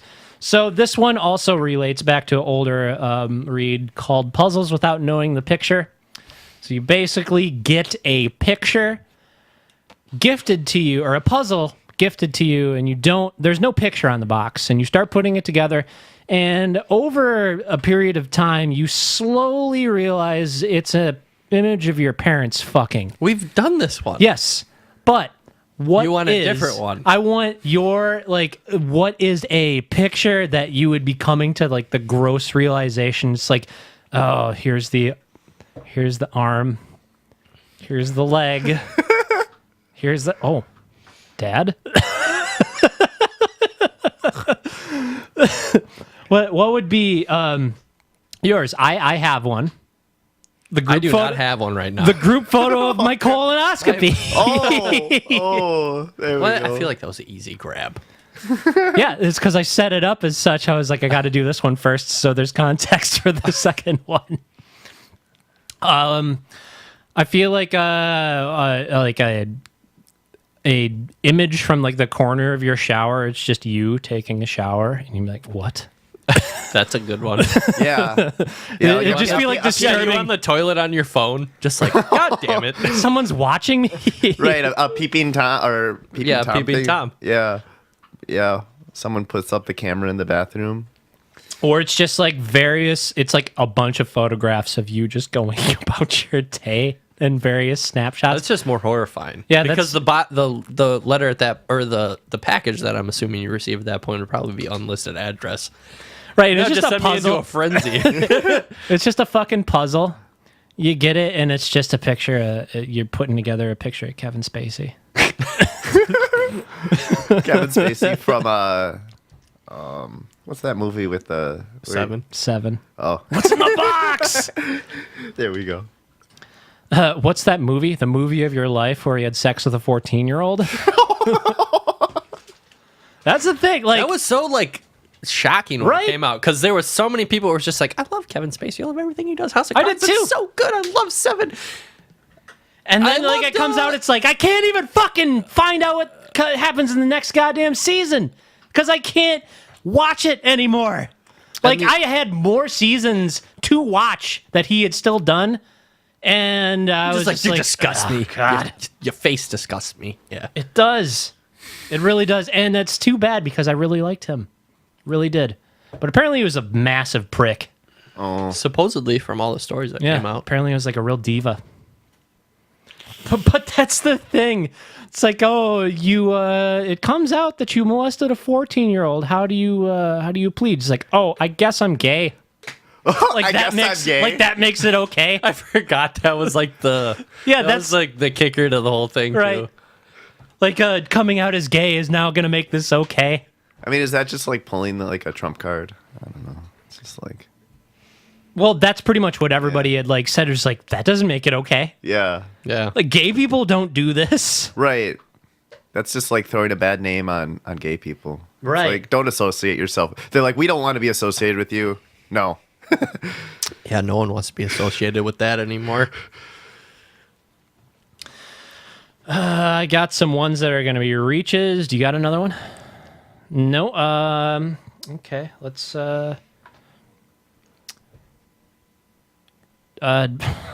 Got nowhere to go with this one, but Charlie Manson insurance mascot. Charles Manson, Yeah. insurance mascot. Yeah. Okay, so you're talking about just when he does the faces, Or just Geico hiring him. like as a. He Like could as have a been a mayhem, like as a mayhem type character. Oh, yeah. Like the, Yeah, that'd be a good application for it.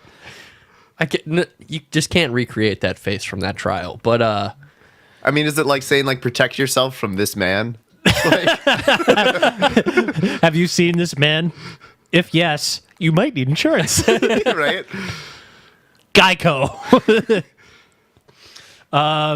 Or just the thing where he's just like, "Who are you?" He's like, that's the thing I Nobody. was thinking of. Yeah. he wasn't even on trial. Yeah, he's just like, Geico. Just that reminds me of those Skittles commercials, like peaches and cream. Remember those?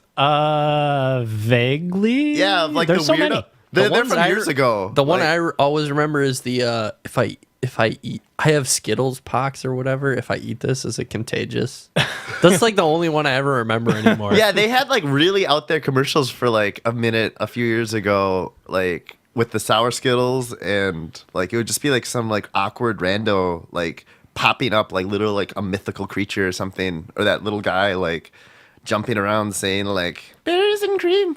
Like Okay, I do vaguely remember that, yeah. but it was never on the level of the Quiznos. I don't even know what those were. Sea monkeys. All right. Fruit by the foot. But it's Hannibal Lecter with just a fruit by the foot flesh face. So you like peel off like an Does eyebrow. he eat like Yeah. he eat part of it off at the end too, just like Wait, so do you Slowly pulls it off. like okay? Do you like detach it? Does it come on the paper, and you put it on your face and then eat it, or like is it like a mask that you put? I was feel originally- like, to what that's you're trying to say. I feel like it's cut for your face, and there's little eye holes you pop out in the mouth, and you can like right through it. Yeah, like do you wear it and then take it off bit by bit? Like is it interactive snack game, or like I was originally going with Here's the real question: instead Did of you break out skin, with it's just acne all over? candy. The fruit by the foot candy, and he's just like, oh, it's delicious. yeah? Do you break out with acne after the fruit roll-up mask, like I imagine Jim Carrey did with the? Oh, the chicken chicken skin, skins. right? Oh yeah. You got somebody for Airheads? I'd like to see a Airheads one. Those commercials were always just so wild. They eat the Airhead and then they inflate and they go through the roof. I just have to feel like that was some motherfucker's fetish out there, because that is another thing in the odd world of fetishes is people inflating. Yep. What? Just What? inflating like balloons. This is Some a real people thing. are out I've there never heard of this. masturbating to it. Yeah, I've never heard of this. Like under the concept that when they get aroused, they inflate and then they. How does this happen? How do you inflate? You don't. It's not a fetish that exists in the like My Little Pony fetishes. Oh, okay. I heard this fucking tale from the tales of 4chan that there was a guy who had what he called Is like that a what My, they said happened, or a is that what My actually Little happened? Pony cum jar. That's disgusting. And he had a My Little Pony toy in a jar that he cummed in, and he Then filled it accidentally up. left it on his radiator, and he boiled the My Little Pony figurine in his own semen. And then what happened? He This is so posted it disgusting. online, and he, yeah, it is This is fucking vile. vile. But that's the internet for you, man. Welcome to the internet, ladies and gentlemen. For those of here you who to are just share showing with up, you. welcome. But you could see this guy had posted these pictures of like his new cum jar and his old one with the My Little Who- Pony figure in it. In the first place, who the fuck does that? Who's saving that? Don't answer. I don't know. Yeah, don't answer. I did not look this up on my own. This was shout out to a guy who does a channel named Wang, which I really enjoy his content. It's like a historical piece for more recent things that will just be lost so to the ages did of the internet internet. history. Yeah, but it's not Wang as in his dick. It's Wang. It's actually his last name, Whang. I mean, after that just story, look at this guy. After that story, does it even fucking matter? Unbelievable. That's just so that's vile. It's a vile, just vile. I have two more, but I only think I'm going to go to one. So this is to do with YouTube as well. Reaction videos. You know, basically there's people out there who watch other videos and then react to it. I mean, that was a reaction right there out of me, out of that last story. That was disgusting. Yeah. But you know what I mean? Like watching something in a video and then they add their commentary that they just like interject with. You've seen this format before. Okay. So, okay, or no, you haven't. I haven't watched that, You haven't but I seen it? understand the I concept. think that's too disgusting. I won't go there. I was gonna say I think everyone's seen reaction videos after that. I don't even want to say it because Like what H3H they used to be known for. Like Steak in the Boot, where they had the sword salesman cutting the toes off of the fucking boot and there's just meat in it. And then just getting Ethan's reaction. That's a reaction video. Yeah, I So- mean, there's been more vile ones. So I was thinking just a, reaction video to stuff that you probably shouldn't be reacting to. Like the JFK assassination. It's just a fucking bullet hits his ear. You'd be like, oh! Duh! Did you see that?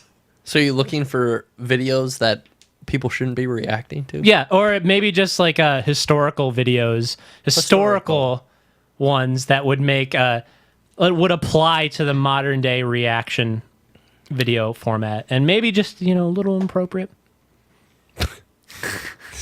So I had another one, the Hindenburg coming down. Yeah. Oh, the huge manatee. But I mean, that's already so storied in history. Like, we all read about it. Yeah, but it didn't get a fucking dumb fuck YouTuber like reacting yeah. to it. Like that's the true. kind of thing that if it happened nowadays, you'd have some dumb fuck out there just being like, "Hey guys, Johnny6995 I here, and today we're gonna watch the Hindenburg crash and burn." Yeah, so like a Valentine's Day massacre, like some Prohibition era, like mobster hit, or dumping all that booze down the manholes. Oh yeah, I would could be- just imagine. that would be- Look at all the booze going down the floor. Whoa. You know how many Milwaukee people would be mad? You got one Be a right here. You got one right Be a here, riot. man. Yeah. You'd have Zoot Suit Riot 2 on your hands. Yeah. All right, yeah, I got nothing more. If we're not going to run with that one. That brings a closing to the suggestion. Wait, I do have old cells. I don't know if I don't think I did this one. Just old cells in the body. No. Wait. Maybe. I don't remember. Like betting on sperm, like dog Yeah, we racing. did Yeah, that okay. one, yeah. All right. Yeah. That is a close to the suggestion box. We'll put the lock back on it till next week. Okay. Then do we want to break or we want to go? Like, we weren't going to do music, but I heard you guys talking about it, even though we're not going to do music. Well, not really a review, but Going to talk about I can talk about some stuff. You can keep talking about music. I mean, it was already the strong opener, and we can close with some great music content, especially with Dave being such an integral part of the Milwaukee scene now. He wants to share and share the limelight.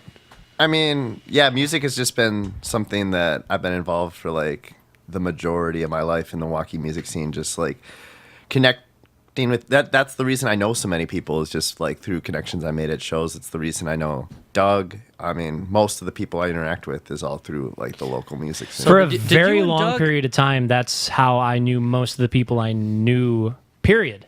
Yeah. I mean, You know? you guys did what, New Vices? What else? Did you do anything else? We started talking before then because Right. we wanted to. I was going through Rob Raspberry, and you were looking for like a new band. I think you were fresh out of Deadweight. Correct. Yeah, and I had you known had that song Loop was it- Guru. You were Right. plugging the shit out of. Yeah, my bass playthrough video. Right. French for werewolf. Right, yeah. Our vocalist Gabriel came up with that. Yeah. He was So good. was Deadweight? Deadweight, I don't know. It was a band I did. It was a deathcore, like, breakdown band, like, just, like, heavy, like, super heavy, like... Was that Milwaukee tiring? Was that metal tiring music. for you doing breakdowns constantly? No, I mean, well, I got tired because I would, like, jump around on stage and, like, throw... Oh, he still does. I fucking saw that video where you're just like, "Blah!" Yeah, I totally wiped out and on that fucking video. Bam. Yeah, I was kicking and stomping too hard and landed on my ass. You know what I really loved? That you guys just posted it anyways because it was so great. Yeah. You just fucking poof. Yeah, it was fun. Fall down and get back up. I smashed my bass the other day when we were doing our little Midwest like weekend. Not the one I sold run. you, right? No. It was Oh, so what you were talking about before Jaguar. we even started, you had a little Midwestern excursion. Yeah, we did a little like few show run. We went to Indiana, Iowa, Illinois, and we played in Milwaukee just before that. It was fun. I mean, just like going out there playing shows and meeting a lot of people. So you got some Milwaukee acts that you want to give some honorable mentions to, Right. and to be honest, like the Milwaukee bands out there, like come on the show, man. We'd love to talk to you. We'd love to give you the same forum that we gave Dave tonight. Love to talk about your shit. Right. Yeah. Some local bands, that are really killing it, and anyone should, be on this show. It's great. It's fun. Had a great time. I'm wearing their shirt right now. Wits End is like death, kind of deathcore, hardcore metal band with a bunch of guys who are just like killing it. They're really good. You should check them out. American Bandit. We did the run with them. They just put out EP called Losers Club. And all What these, a great name. yeah, all these bands you can check out on Spotify and Bandcamp Facebook and probably, stuff. too. Bandcamp, yeah, Yeah. get their stuff for free because no one pays for music, right? I mean, you really should give Right. something. You should. Well, at least like buy their shirts or something because no one makes money off of the streams. I actually have an interesting thing to talk about shirts after we go through this. Okay, cool. Another act to check out is my friend JJ has this acoustic project called Kaiser? Yeah, JJ Kaiser. Dude, get him on here. I've never met the guy. I've always wanted to talk to him. Yeah, he I'm gonna seems talk like a who's who. some more about JJ Kaiser is like the man in the local music scene. Literally has saved the local music scene in my opinion. JJ set up his own all ages venue in his basement, and he has touring bands come through. If you can't like play, something like we said, like at the rave, JJ He'll give you a spot. Yeah, contact How JJ admirable. Kaiser. Or like, if you have like a cancellation or something and you're in the area, those were the spots where you could, if you were like in a network, you could find a place to fill a date. Right, How yeah. goddamn yeah, admirable. he has the best shows ever. And if you want to contact him on Twitter, his handle, I'll get it for you. Well, he has a email also. It's basementcollectivewi @gmail.com. We'll put it in the description too. Yeah, but you can email him. Otherwise, just look him up on like Facebook or Twitter, JJ Kaiser. But he has a project, an acoustic project called "I Was My Biggest Mistake," and everyone should check that out too. I got two more bands to talk about. They just played their first show at Shorewood Legion Hall yesterday. Hardcore band called Low End. A bunch of great dudes. Actually, Sean Slaughter Thompson is the guitar player in there. Used to be in Macabre. Yeah, That's what I was gonna say. It sounded familiar. yeah. But God, they've been going forever. yeah, Macabre's still going strong. They're giving her. They're on the giver. That's prosthetic. like Gwen, right? Yeah, he's on Prosthetic Records. Yep. Yeah, It's, yeah. I, So they're I really talked good. about this before. Somebody- It's weird. They're on Prosthetic. Other bands from Prosthetic, all their stuff's on Spotify, but on Macabre, it was only like three songs on Spotify. I couldn't listen to any of their stuff really. Yeah, I don't know but why, but it's not important. but Sean's new band, Low End, they're super sick. It's a bunch of guys from. They used to be in Cross Me and Stone. But they have this new band called Low End. They put out a EP. It is super, super good if you like, hardcore, but it's got a lot of like really good like metal parts. I would say even like Pantera influenced. So some good shit there. Daddy likes. Yeah. Another great band to talk about. They just released a 2-song little thing. I mean, I don't even know if that's an EP, but they're called Bird Law, and they're this like noisy. I love that. Yeah, everyone should check out Bird Law. They like have this like noisy, hardcore, like grindy, like feel really like experimental sound, really like in your face. Did your grandpappy ever tell you about his days in the grindcore? Yeah, I mean, Doug used to be in the best grindcore band around, Beholder. I mean, they were like insanely cool. I saw shows of his back like God, that was just 10 so years much ago, fun. 12 years ago. I don't know. But Did you finish that plug? I didn't mean to like. I just saw an avenue for a joke. oh no, that's cool. basically. Those are all the bands I want to talk about. So everyone should check out Wits End, American Bandit, I Was My Biggest Mistake, Low End, and Bird Law. They're all great. They're all killing it.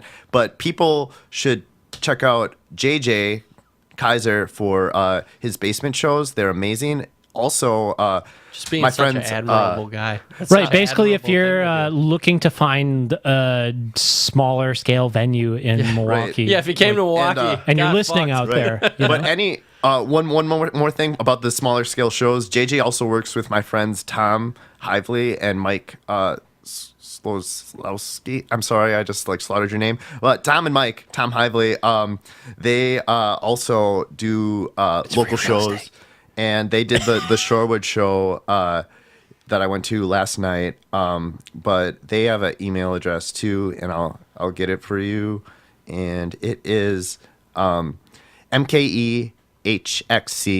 mkehxc@gmail.com for Milwaukee Hardcore. Yeah, Milwaukee Hardcore. They do a lot of hardcore shows, but they're open to help out bands. So hit those guys up if you're trying to come, and they keep the music scene alive because we lost all our like DIY venues and then they brought it back. So those guys are very commendable. So right, like we were saying earlier, Short when was closed.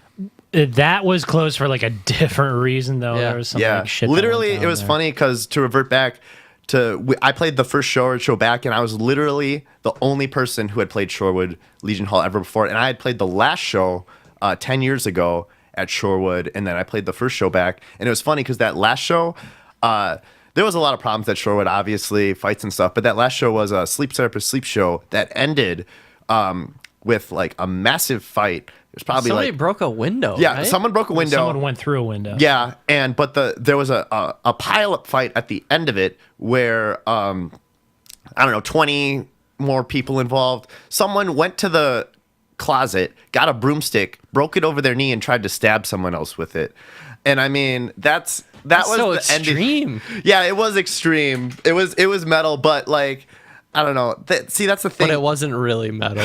It was that's really not fucking metal. lame. Yeah, it was It really lame ruined it for everybody because else. it ruined it for everyone else, and that's not like what it's about, and that's not what it's supposed to be, and that's what we're not trying to have like now. I mean, the thing is, like, you go to a metal show, don't be a douchebag like that. The problem with Shorewood is people went there, got drunk, had a problem already in their mind. They were going there to pick a fight with someone. You are literally like a piece of shit if you go to a show wanting to beat someone up or wanting to hit a girl in the face. There's no reason for that. You can have fun and throw down in the Oh pit. my God. And like not fucking be a jerk like that. Yeah, I definitely never went anywhere with an intention like that. I just can't even fathom the mind state you got to be in for something like that. That just reminds me of one of the best bands that I've been seeing called out that they need to come back and do another show. He Who Corrupts. I've seen some people just saying, like, dude, He Who Corrupts, if they would just do a reunion show, like, I would go out of my way. That is one of the few bands that I would drive to Chicago to go watch them do it again. Yeah, see that Now, experience? to protect the names of the innocent, we're only going to use first names, but I remember the first time that I saw them play, and this was just like kind of the bravado that their lead singer had. He said, you know, the night before at our show, we had a girl break her nose. And last time we were here, a girl named Rachel broke her nose.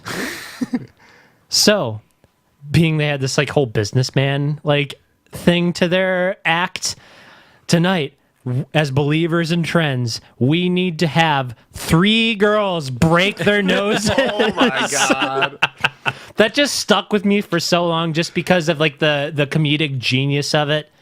And for those who don't know, He Who Corrupts was a band that if you were going to see what is called live cock. Like, basically, this guy is dressed in a business suit, and it's grindcore. All the songs are like a minute long, and it's just blah, blah, blah, blah, blah, blah, blah, blah, blah, blah, blah. And he just takes off his clothes item by item to the point where he's like pulling his underwear out, his like tighty whities, and just taking the microphone and punching the elastic of it. And it's like, that's a penis. I'm 16 and that's a penis. Oh man. I would go out of my way to go see those guys again, because that was just like one of the just like, that's rock and roll. It's just like wild. Yeah. You know, Don't say that's rock and roll. To go back and see something like that is just like the nostalgia value is just like, you can't put a price tag on that. Right. It wasn't even that the music was good. It was just the fucking attitude of it. Yeah, you know? the whole like experience. It's a whole visual and like package. Like that's the thing about like some of those live shows. It's not even always about how the band sounds. It's about the whole everything that's going on, the crowd interaction, the whole like. I mean, Right. half the time, a lot of those like insane shows, they don't. If you were just listening to the audio, ugh. Yeah. Like, gross. Exactly. Like, yeah, but That's like, how I felt about like half of the shows I played in the Beholder. It's not exactly what the show was about. It was about fucking just losing it. Like, yeah, that's what I meant. Like some of those shows when like the crowd like literally takes over the stage and it's like no one's like playing good. It's all about like that like emotion, that pile up. Or I mean, still to this day, I will never forget the insane Beholder show when you guys played at the Waukesha Teen Center and your vocalist had to go to the hospital because he got his cracked in the head and by a headstock of a guitar. Yeah, sliced open and blood everywhere and just like. He finished the fucking set, but I remember somebody just captured this fucking picture of him just like pouring his fucking heart out into like just screaming.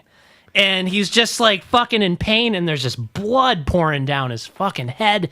And I saw this afterwards, like they called us over, like, you have to see this.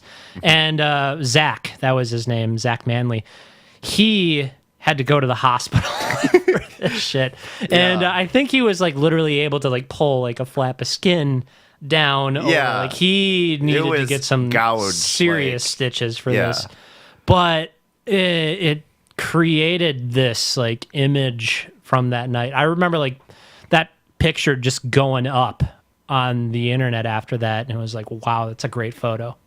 Yeah, no, I mean something like that. It captures the whole like vibe or like thing of like the whole like music scene. It's like a whole movement. Like people like get behind that stuff like that, and it's just like that is like what like that stuff like that is like you look at that and it's like that hits you. It's like what it's all about. It's like that is like a part of the community. Nobody wanted him to get hurt, but it expresses just the rawness of it.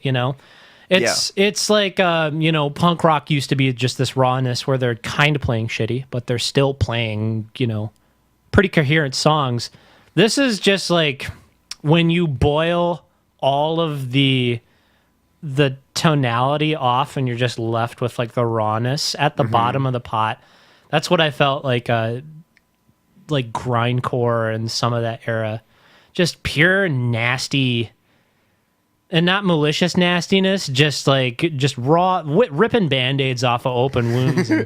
Right. It's the same feeling as I feel like we were talking about a little like about violence at shows. I do not advocate like someone deliberately going out and picking a fight with someone. But when you are on stage and the crowd is getting into it and like people are just like going ham like in the pit, like, yeah, people do get hurt, but if it's not intentional, if someone takes, gets punched